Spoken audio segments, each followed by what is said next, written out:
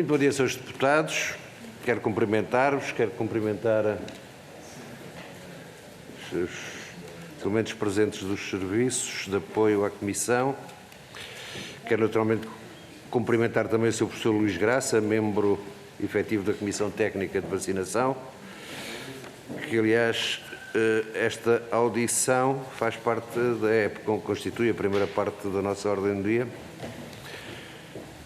que é a audição a requerimento do Partido Socialista da Comissão Técnica de Vacinação,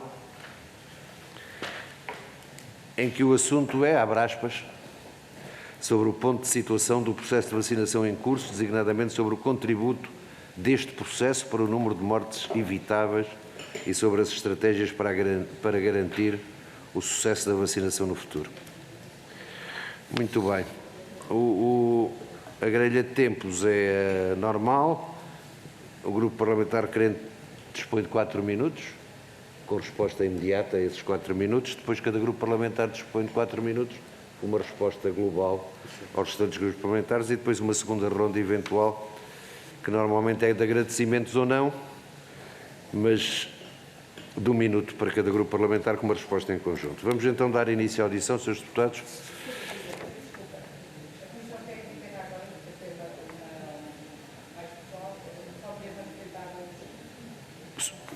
Sr. Professor? Sr. Professor Luís Graça. Sr. Professor Luís Graça. Muito bem. Dou a palavra então ao Grupo Parlamentar do Partido Socialista, Partido Requerente, dispõe de 4 minutos, a Sra. Deputada Lúcia Araújo Silva. Muito obrigada, Sr. Presidente. Cumprimento os senhoras e senhores deputados e também um cumprimento muito especial ao Sr. Professor Luís Graça e agradecer em nome do Grupo Parlamentar do Partido Socialista a sua disponibilidade para estar connosco na Comissão Parlamentar da Saúde para nos falar de um tema tão importante como é a vacinação. E também aproveito a cumprimentar todos os demais presentes. A vacinação é uma das formas mais eficazes para se evitarem doenças. Atualmente, e ao nível mundial, previnem-se 2 a 3 milhões de mortes por ano e outro 1,5 milhão poderiam ser evitados se a cobertura global de vacinação melhorasse. E segundo a Organização Mundial de Saúde, a hesitação na vacinação e a relutância ou a recusa em vacinar, apesar da disponibilidade de vacinas, ameaça reverter o progresso feito no combate a doenças evitáveis e é uma das 10 principais ameaças à saúde global em 2019. No primeiro ano dos programas de vacinação contra a Covid-19 e de acordo com estimativas internacionais, as vacinas permitiram salvar cerca de 20 milhões de pessoas em todo o mundo. Em Portugal, estima-se que as vacinas preveniram 1,2 milhões de infecções e evitaram cerca de 12 mil mortes. O primeiro lote de vacinas chegou a Portugal em dezembro de 2020. Por as vacinas serem ainda poucas a nível mundial, o primeiro lote foi destinado a profissionais de saúde mais expostos à Covid-19. 2 anos depois, Portugal contabiliza mais de 26 milhões de doses administradas. As vacinas haveriam de chegar com regularidade a Portugal. Primeiro para pessoas de grupos considerados prioritários, mas depois alargadas a toda a população. Sempre facultativa, a vacina foi nos últimos 2 anos administrada a quase todas as faixas etárias, a partir dos 5 anos, com todas as pessoas com mais de 25 anos a terem recebido pelo menos uma dose e foram dadas doses de reforço. Atualmente está disponível a vacinação de reforço para pessoas com mais de 50 anos na modalidade casa aberta, sem necessidade de marcação. A modalidade continua também disponível para grupos profissionais prioritários, com recurso a senhas digitais e para a vacinação e reforço de pessoas entre os 18 e os 59 anos e vacinação primária acima dos 12 anos. No final de agosto de 2021, 74% da população portuguesa já tinha recebido 2 doses, ou equivalente, da vacina contra a Covid-19 e 84% já tinha recebido a primeira dose. Segundo os dados oficiais de dezembro de 2022, a campanha de vacinação outono e inverno de reforço já tinha abrangido perto de 3 milhões de pessoas e nos 2 anos de programação de vacina, entre primeiras doses e doses de reforço, foram administradas mais de 26,5 milhões de doses. Sabemos também que foram inutilizados pouco mais de 2 milhões de doses por ter expirado o prazo de validade, correspondendo a 5,5% do total. Uma das menores taxas de inutilização na Europa e para otimizar as doses de vacinação disponíveis, Portugal procedeu desde 2021 à revenda e doação de vacinas, tendo já sido doadas cerca de 8 milhões de vacinas e revendidos mais de 2,5 milhões de doses. De acordo com a OCDE, em Portugal a esperança de vida é ligeiramente superior à média da União Europeia, mas diminuiu quase um ano em 2020 devido às mortes causadas pela Covid-19.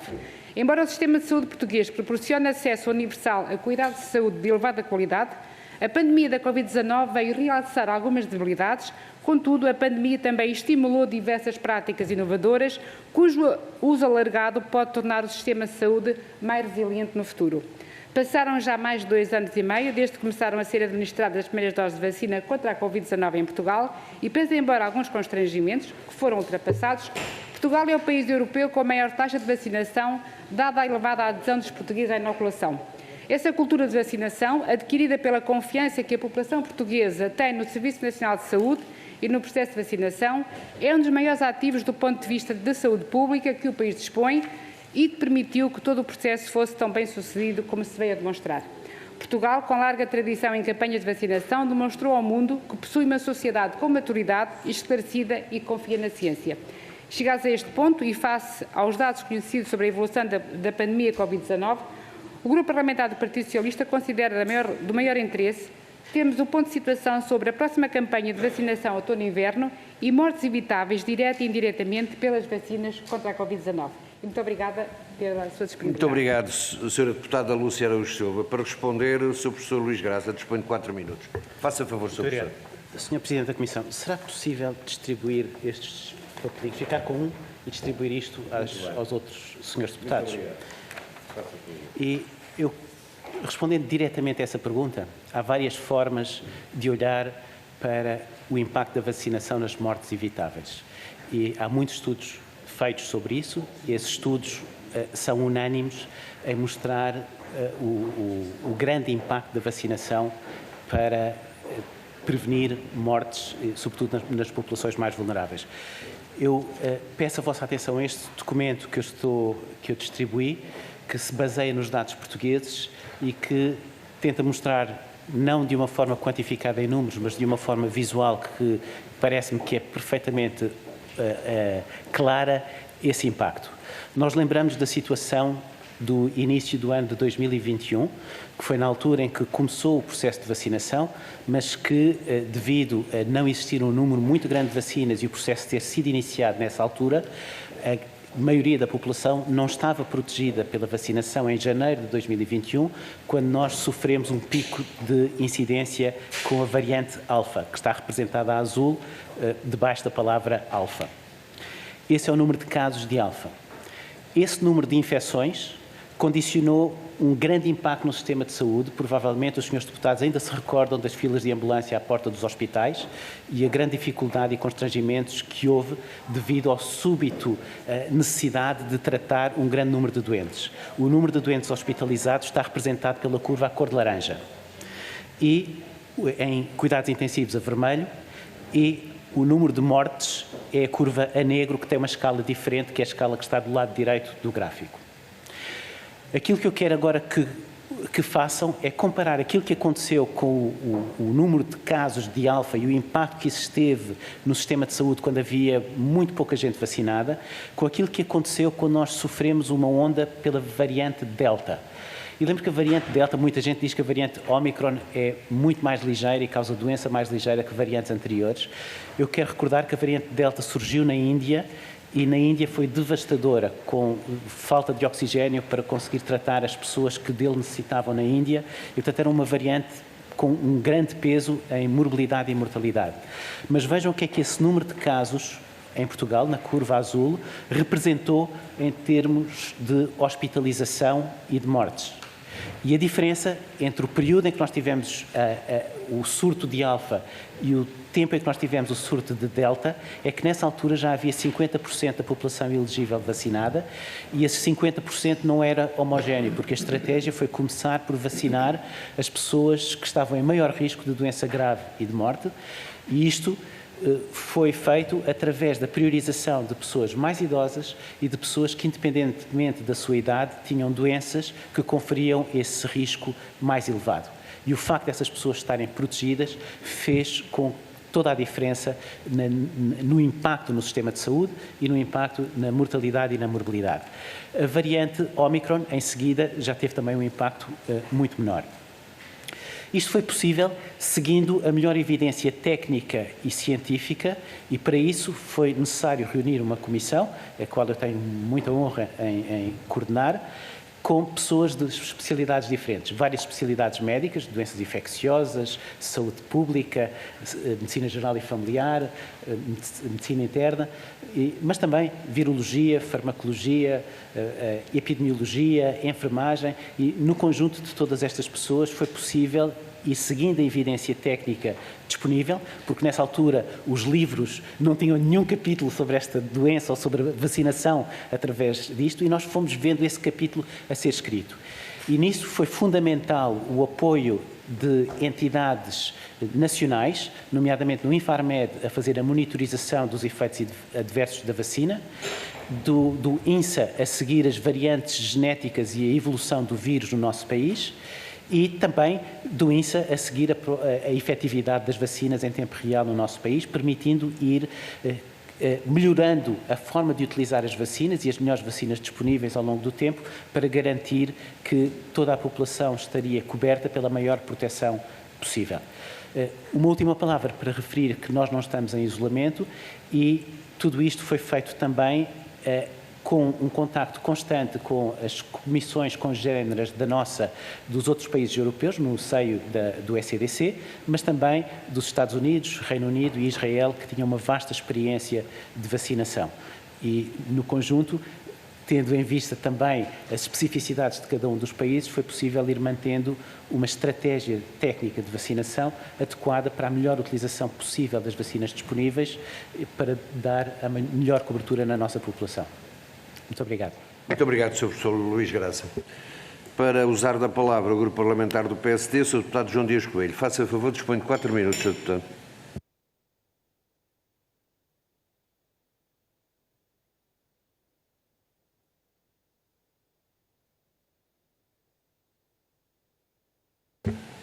Muito obrigado, Sr. Presidente. Essencialmente, depois eu vou fazer aqui mais uma questão, não vou fazer aqui uma reflexão. Mas há uma notória incidência neste momento de casos e de crescimento de óbitos nos últimos anos, em particularmente nos últimos meses, e que resulta, enfim, de alguma ignorância que pretendemos, de alguma forma, também clarificar. O número de vacinação e a intensidade, digamos, que a vacinação do Covid-19 obrigou, fez que, em algumas patologias, houvesse uma menor incidência, um menor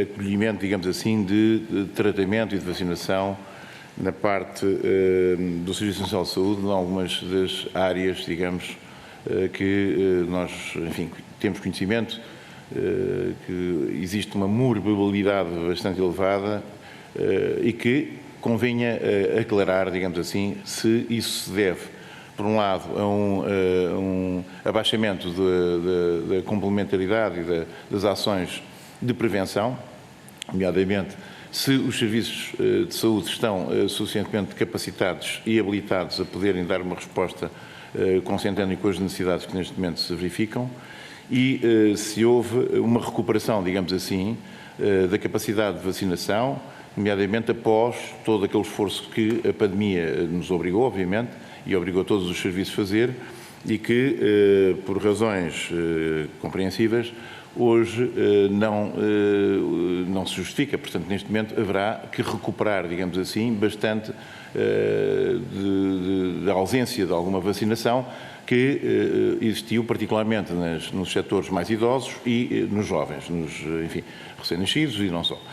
Há alguns casos que também foram detectados de ausência de vacinas e, portanto, a capacidade de resposta do Serviço Nacional de Saúde tem tido algumas falhas em algumas zonas do país, de onde eu gostaria de tentar, ou gostaríamos nós de tentar clarificar se, neste momento, o quadro está a ser alterado, está a ser melhorado e quais são as medidas que estão a ser tomadas no sentido de corresponder a essa resposta que se pretende célere, obviamente, até para salvaguarda. Como sabe, as taxas de morbilidade têm vindo a ser um tanto ou quanto inexplicáveis em algumas valências, em algumas doenças e patologias que surgiram e que, obviamente, não encontramos ainda uma justificação clara sobre as razões desse crescimento anómalo, digamos assim, após, digamos, o período pandémico. Para já era só. Muito obrigado, Sr. Deputado João Dias Coelho. Para usar da palavra do Grupo Parlamentar do Partido Chega, a Sra. Deputada Rita Matias dispõe de 4 minutos. Faça favor, Sra. Deputada. Muito obrigada, Sr. Presidente. Cumprimento os Srs. Deputados, cumprimento naturalmente o Dr. Luís Graça, agradecendo a sua disponibilidade para aqui estar a prestar esclarecimentos a esta Comissão. Dar nota que habitualmente não sei o que acompanha esta Comissão e que quando me dirigia para os trabalhos perguntava-me se o título que encabeça esta audição não seria de certa forma uma piada de mau gosto. Vejamos que falam sobre o ponto de situação no processo de vacinação e depois num contributo deste processo para o número de mortes evitáveis. Num cenário onde vemos a mortalidade crescer e cada vez mais reações adversas, pergunto-me se não é em certa medida, uma piada de mau gosto, sobretudo para com as famílias que estão a perder os seus entes queridos, nomeadamente na minha geração, porque realmente o número de mortes e de reações adversas tem afetado, sobretudo, as pessoas de 85 anos e os jovens. E isto era um ponto prévio que eu gostava de fazer, mas gostava também de fazer um segundo ponto que em nada que tem que ser feito porque o debate está polarizado e se assim foi feito foi porque quem nos governa quis utilizar a tática do populismo, de dividir as pessoas entre nós e eles, sendo que todas as pessoas que tinham coragem e ousadia de fazer algumas questões, reforço, questões legítimas, uma vez que falamos de opções de saúde, falamos de um período de grande desconhecimento, como o doutor acabou de dizer, foi um capítulo que não estava escrito e que precisou de ser escrito, e isso naturalmente gera dúvidas legítimas nos cidadãos, ao passo que todas as pessoas que tiveram coragem de questionar, de perguntar impactos futuros a curto, médio e longo prazo, que vemos que, na verdade, já começam a ser demonstrados alguns impactos negativos, essas pessoas foram catalogadas como perigos para a humanidade. Aliás, até na intervenção inicial do Partido Socialista vimos uma referência de que quem não estava disponível a vacinar-se constituía um perigo e que havia o perigo de retrocesso. Isso é um peso enorme que se coloca às pessoas, tendo em conta que tem que haver liberdade de autodeterminação, que é uma expressão que é tão utilizada em tantas variantes, deveria de ser também utilizada no que toca à prática médica, sabendo que não sabemos as consequências, de facto, como eu dizia, a longo prazo. Por exemplo, gostava de perguntar se revê nestas palavras, por exemplo, diante de uma jovem como eu, de 24 anos, que se questiona e que quer fazer um projeto de vida comum, constituir família, ter tantos filhos quanto possíveis,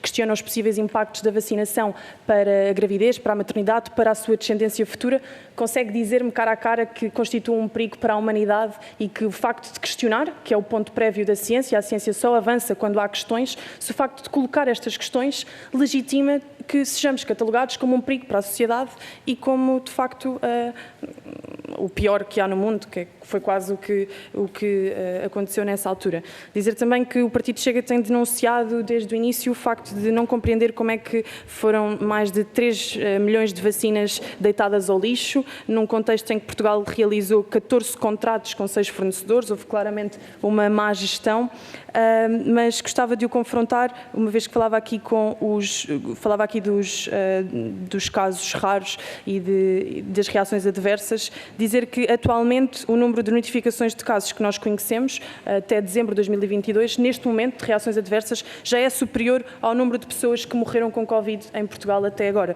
Temos nota de que faleceram em Portugal 26.215 pessoas por Covid, sendo que há mais de 39.135 notificações de casos de suspeita, sendo que destes 8.518 foram considerados casos graves e permanentes, 142 apresentaram um desfecho fatal. Mesmo para concluir, dizer que em abril de 2023 esta Assembleia recebeu uma notificação de 73 profissionais de saúde que nos alertavam para o aumento súbito da mortalidade e que diziam que isto poderia ter que ver com 2 questões. A primeira, com o adiamento de tratamentos durante a pandemia, uma vez que a gestão da pandemia se focou apenas no combate à Covid-19 e negligenciou completamente outras doenças graves, por exemplo, cancros, que infelizmente também levaram agora a um pico de mortalidade. O próprio INEM relata um aumento de 122% de doentes com infarto agudo, reforçando que nunca antes viu tantos jovens terem infartos no miocárdio, e batemos o ano passado o recorde de portugueses com ataques de coração.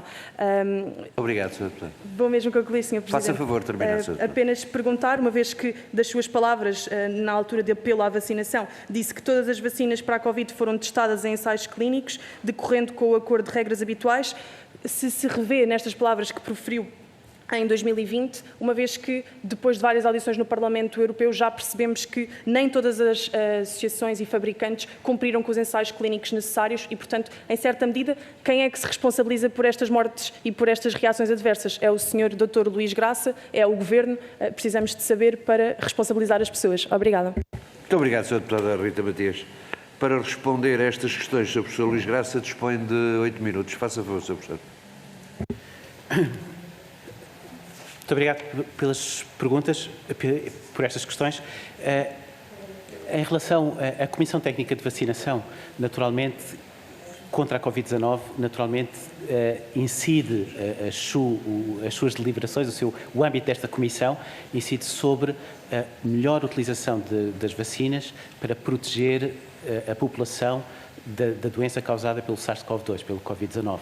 E, naturalmente, o nosso conhecimento sobre a gestão do sistema de saúde ou a logística e a utilização de vacinas, do lote de vacinas que foram adquiridos através do processo comum de aquisição, não estão no âmbito da nossa Comissão Técnica. Existem outros fóruns que tomam conta destes assuntos.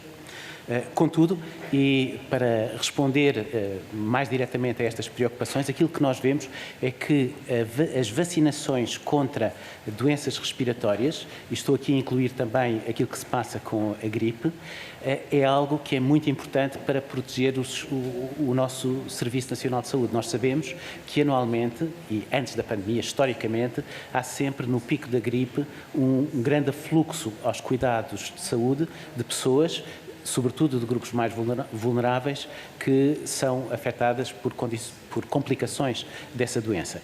E a vacinação, podendo minimizar o número de pessoas que têm essas doenças, vão também proteger o sistema de saúde dessas estratégias. A evolução do SARS-CoV-2 tem vindo a estabilizar-se em volta da variante Omicron, de alta transmissibilidade, e não se consegue excluir que possa surgir uma variante com maior patogenicidade, mas não existe uma vantagem evolutiva para o vírus para que isso aconteça, e por isso temos que assumir os cenários de uma variante muito transmissível como a Omicron, com uma sazonalidade que provavelmente nos próximos anos será mais marcada, com predomínio no inverno.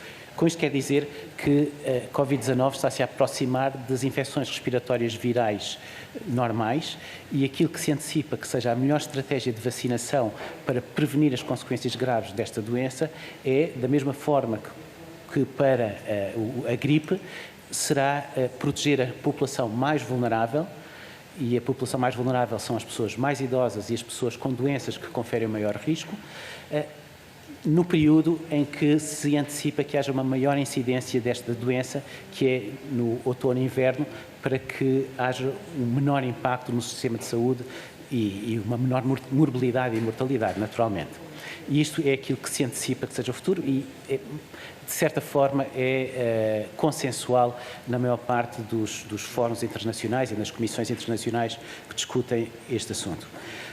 Especificamente em relação às mortes evitáveis, como eu disse, os dados são absolutamente claros e consensuais. Não conheço estudos que não mostrem um grande impacto da vacinação a evitar mortes por Covid-19. Em relação aos efeitos adversos, eu julgo que existe um certo mal-entendido em relação àquilo que é a forma como se registram estes efeitos adversos. Justamente para excluir que qualquer efeito adverso não é escrutinado, aquilo que acontece, quer nos ensaios clínicos, quer na farmacovigilância, e eu lembro que, como a senhora deputada referiu, o facto de não haver dados fez com que esta fosse provavelmente a intervenção médica mais escrutinada da história da medicina, ou seja, nunca houve uma intervenção médica com base num medicamento ou uma vacina que foi administrado a tanta gente num período tão curto e com uma atenção tão grande, e isto faz com que nós tenhamos muita confiança e uma confiança crescente sobre a segurança da vacina e a propriedade e as propriedades destas vacinas. Quando diz que ninguém questionava a segurança e a ação destas vacinas, isto não é correto. Os cientistas e os médicos são pessoas que estão treinadas a questionar. O lema do instituto em que eu trabalho, o Instituto de Medicina Molecular, é procuramos perguntas, porque o nosso trabalho é questionar, mas é também arranjar forma de responder a estas perguntas. E uma das questões é a segurança. São seguras ou não são seguras? E para isso fizeram-se ensaios clínicos e, ao contrário do que a senhora deputada disse, todas as vacinas que estão em circulação foram sujeitas a ensaios clínicos. Esses ensaios clínicos procuram perceber se existem efeitos adversos. Para evitar que haja um viés no reporte destes efeitos adversos, tudo aquilo que acontece após uma pessoa ser vacinada é reportada e aparece num documento que diz todos os potenciais efeitos adversos, sabendo ou não. Ou seja, como exemplo, no ensaio clínico da vacina da AstraZeneca, que decorreu em parte no Brasil, entre os efeitos adversos, isto no grupo controle, no grupo não vacinado, estão incluídos 2 pessoas que morreram. Essas 2 pessoas que morreram, uma delas por um homicídio e outra, já não sei porque é que foi, mas porque para evitar que haja uma decisão se se inclui ou não, tudo é incluído.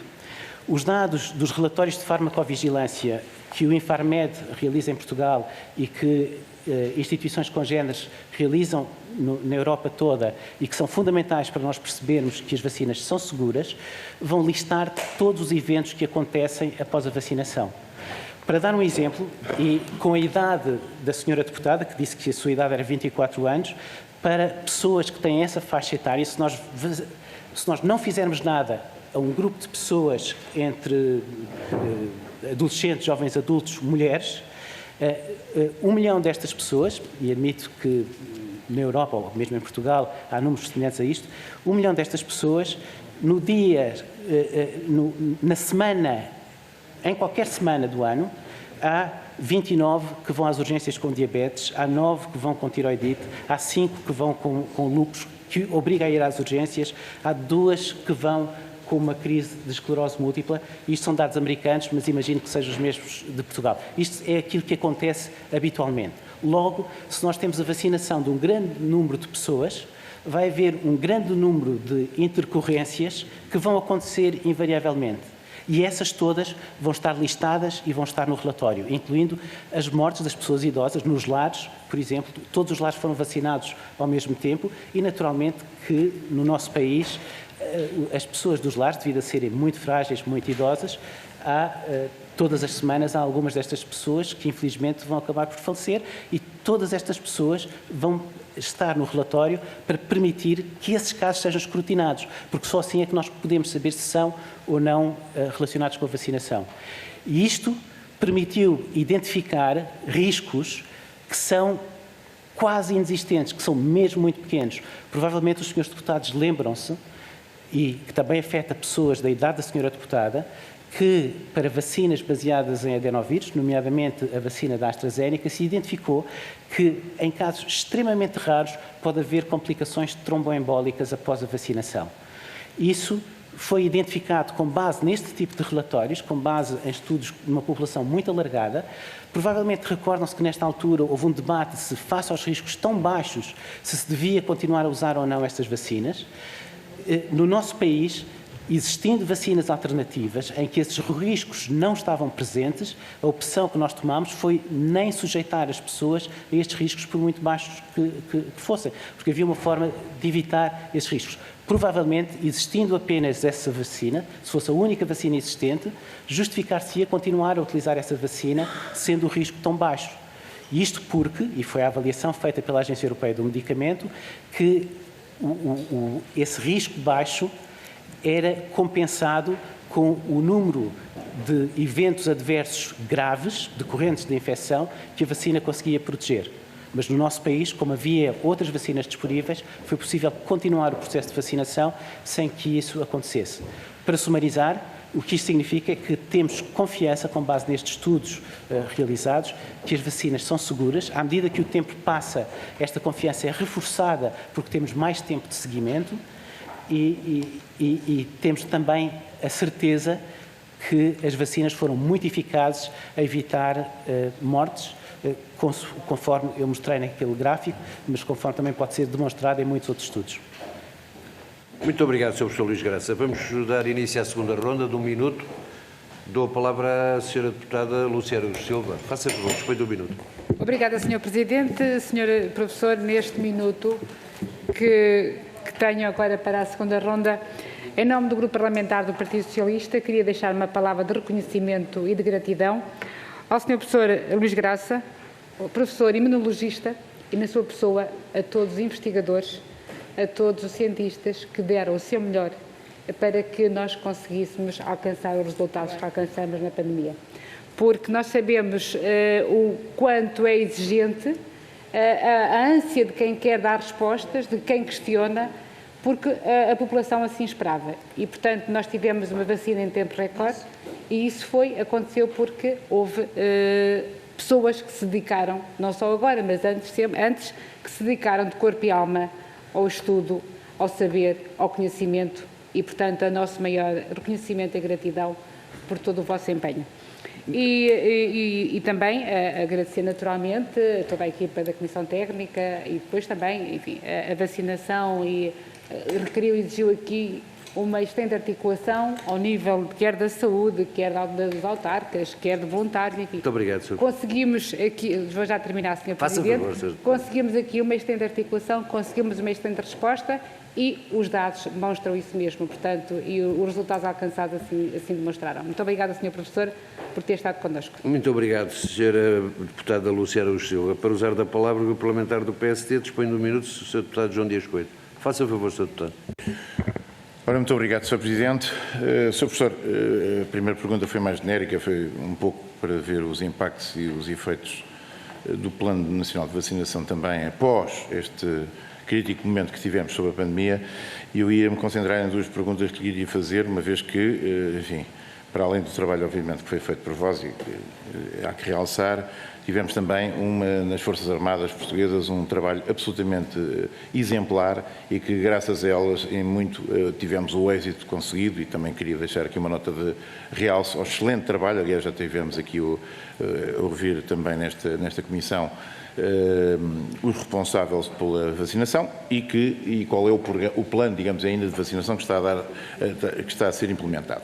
No entanto, há 2 questões que eu lhe queria colocar muito rapidamente, que é, e citando também o Presidente do Colégio de Pediatria da Ordem dos Médicos, Dr. Jorge Amil Dias, que disse ser difícil perceber a falta de vacinas que tem afetado, sobretudo a vacinação gratuita, não havendo estoques disponíveis numa situação que é perfeitamente inaceitável. Bom, estamos a falar, obviamente, de crianças e estamos a falar da vacinação gratuita, obrigatória, do Plano Nacional de Vacinação, onde o orçamento do Estado foi reforçado com 46,2 milhões de euros para o ano em curso. Pergunto-lhe a razão disto e uma última questão. Faça favor, Sr. Deputado.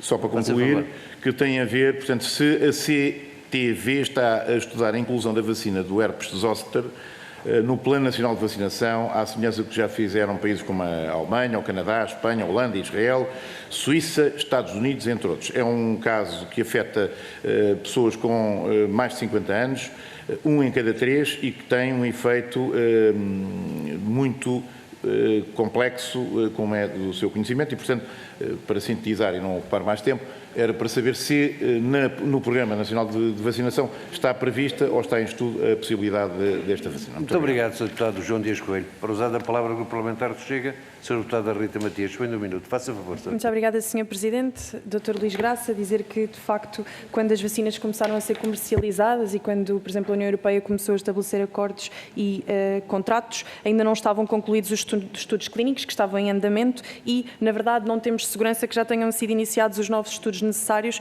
para confirmar o balanço positivo entre os riscos-benefícios, isto dito nas instituições europeias. Já em Portugal, o cardiologista Dr. Jacinto Gonçalves diz que está demonstrado que a vacina causa infartos no miocárdio e pede investigação.